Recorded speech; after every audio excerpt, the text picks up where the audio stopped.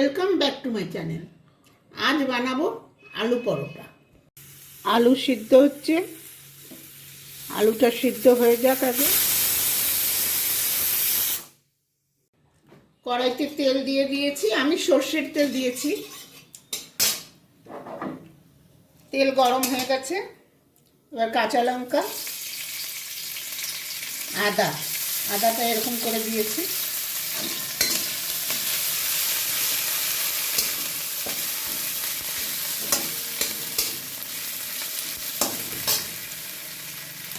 আর বাদাম আমি গোটা রাখিনি, কারণ বয়স্ক মানুষরাও খান তো, গোটা রাখলে অসুবিধা, ওই জন্য আমি এরকম আধা ভাঙা করে রেখেছি।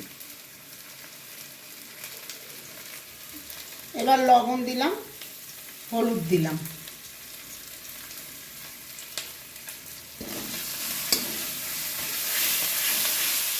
আদা কাঁচা লঙ্কাটা ভাজা হয়ে গেছে।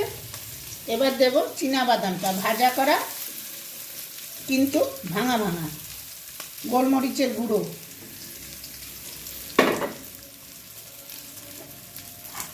এবার আলু সেদ্ধ করে মেখে রেখেছিলাম, ওটা দিচ্ছি।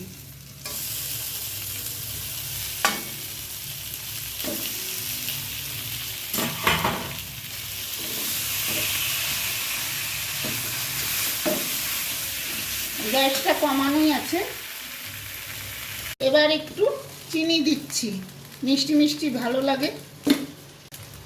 একটু ভাজা মশলাও দিচ্ছি, আদা, ধনে, জিরে, শুকনো লঙ্কা কাঠখোলায় ভেজে ডাস্ট করে রাখি আমি, ওটা দিচ্ছি। এবার ভালো করে নাড়াচাড়া করে পুরের মতো রেডি করি।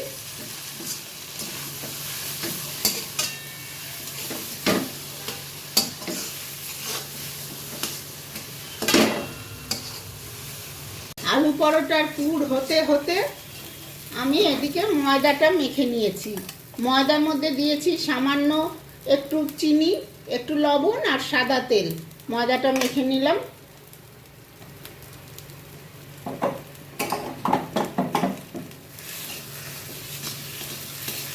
আলু পরোটার পুর কিন্তু একটু টাইট করে বানাতে হবে।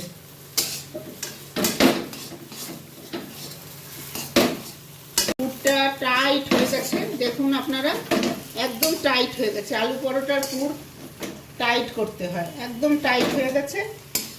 আর নিরামিষ, আজকে শনিবার। এবার তুলে নিচ্ছি।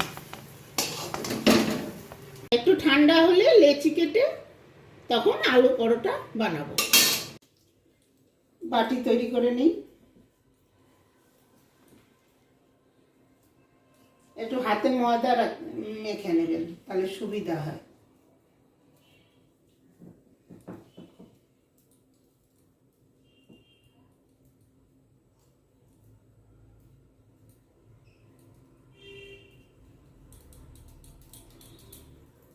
এরকম করে আমি সবগুলো এখন রেডি করব। এবার বেলে নিচ্ছি, একটু ময়দা দিয়ে বেলবো।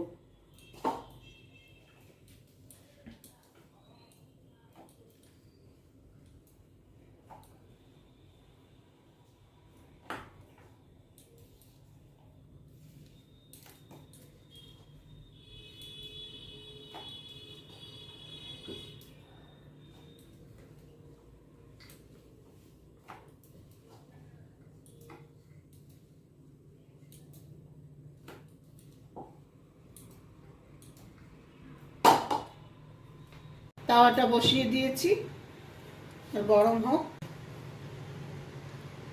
এবার একটু তেল দিচ্ছি, সাদা তেল। গরম হয়ে গেছে, খুব আস্তে করে এটা দিতে হবে।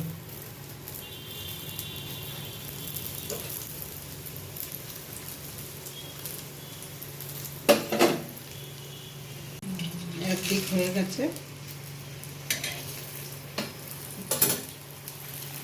একটু চেপে চেপে করতে।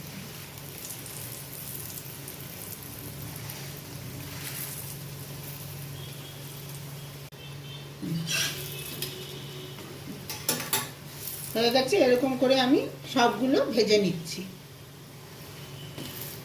হয়ে গেছে আলু পরোটা, ভাজা হয়ে গেল। এবার হয়ে গেল, কমপ্লিট হয়ে গেল আলু পরোটা শাহী পনির। শাহী পনিরের রেসিপি যদি দেখতে ইচ্ছে করে আমাকে কমেন্ট করে অবশ্যই জানাবেন, আমি তৈরি করে দেখাবো।